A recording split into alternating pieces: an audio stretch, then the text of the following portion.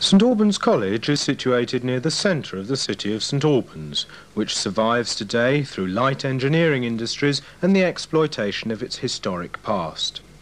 Tourists from all over the world pay to see the Abbey, while other beautiful buildings, such as the one in the foreground, are left unseen and tourists are unaware of the alternative architectural heritage of St Albans. St Albans College attracts students from outside the town, which often puts additional pressure on public transport. With no guarantee that they will be granted a travel pass at a cost of £27, many students come to college in old cars to cut their costs.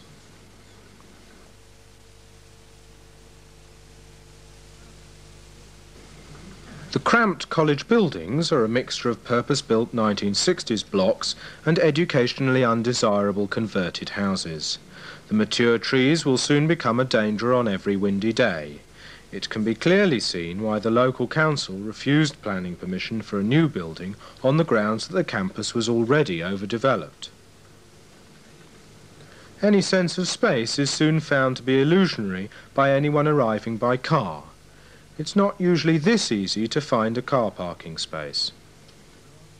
These pictures were taken in June, when the majority of students were revising for exams. As there are inadequate places for them to do this at college, they are forced to revise at home, so leaving the spaces seen here. For most of the academic year, the surrounding side roads are dangerously congested with students' cars. Local residents have recently persuaded the council to impose parking restrictions. The congestion in the car parks is mirrored by congestion in the tiny classrooms of poorly converted houses. Who would want to be taught in a front room never designed to take a class of 25 and where the only ventilation is from a window jammed open with a brick? The bike shed, after overdue repairs, keeps the rain off at least most people's bikes. The college caters mainly for the 16 to 19-year-old age group, and today a substantial number of them are on courses which are a direct result of the serious level of youth unemployment. On a cramped campus, there is only one department, the Department of Business Studies, that can be accommodated entirely in one block.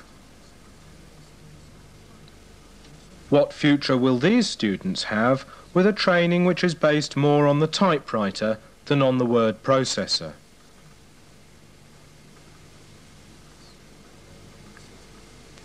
A gymnasium with rationed equipment and an engineering department with antiquated machinery are only examples of the college's impoverished state.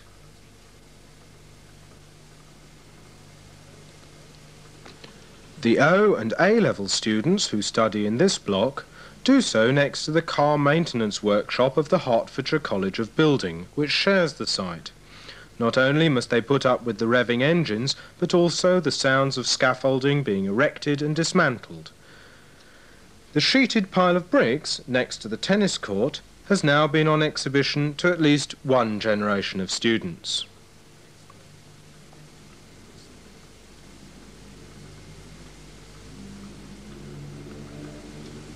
The campus is also shared with the local Teachers' Centre and a programmed learning centre.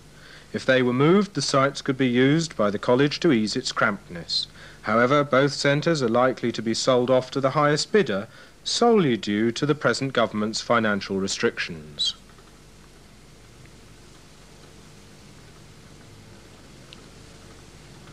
Nowhere is the damage of this type of policy more clearly seen than in the refectory.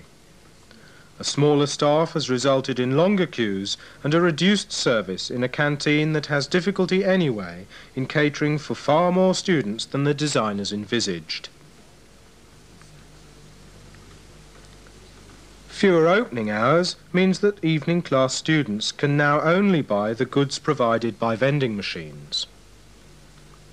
These notices were put up due to concern over the inaction of teaching staff who did little to discourage students in financial difficulty from gambling in the refectory.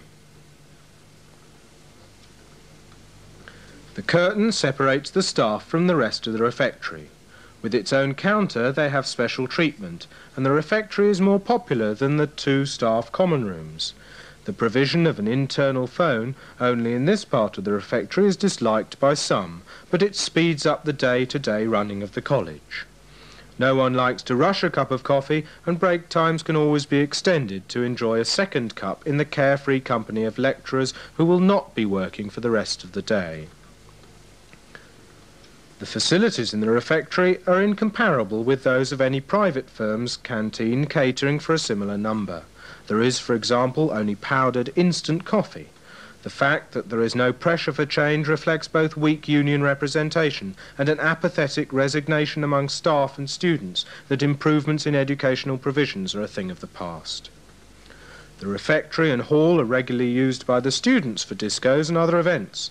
These often result in the police being required to deal with gang fights, and the building is frequently left in an even worse state than it is by the rather sloppy cleaners employed by the college. Notice boards, too, are often left untidy and out of date.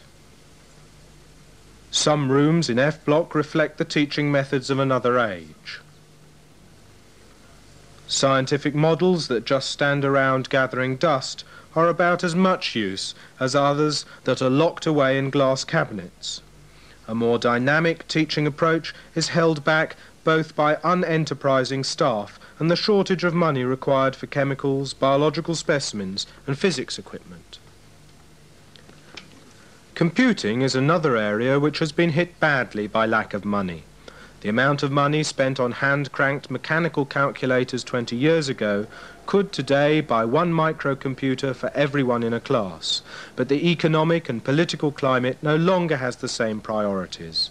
While some might see the writing of space invader programs as not worth the spending of public money, it is in this very area of computer leisure that the British computer industry is in danger of being swamped by foreign products. With such a poor range of equipment, it is difficult to attract computing staff away from industry. It is not surprising that a person who is expected to teach a group of 20 with only 1 or 2 computers is reluctant to stay. The lack of investment in education by successive governments means a cramped campus, where even the refuse bags are piled up along narrow walkways. Cardboard from the refectory can't be stored and is burnt daily, sending black smoke across the campus. Overspill classes are accommodated in the school over the road. What more evidence is required that the college needs either a new site or radical redevelopment? Money for maintenance too is inadequate. Bushes and undergrowth have been allowed to grow unchecked. In a college with so many petty safety rules and thousands of female students, it's surprising that thick cover next to a main road should have been left for any sexual deviant to hide in. It's not surprising that some teaching staff spend no more than the required minimum of 30 hours a week on the college grounds.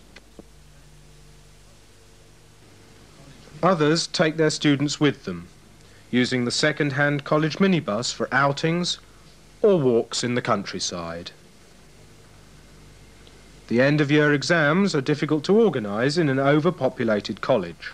The administrative staff muddle through, though there are always some mistakes. When the exam results are published, a surprising number of students pass, considering the congested, impoverished and demoralised state of the college. Unfortunately, St Albans College is regarded as one of the better colleges in the county.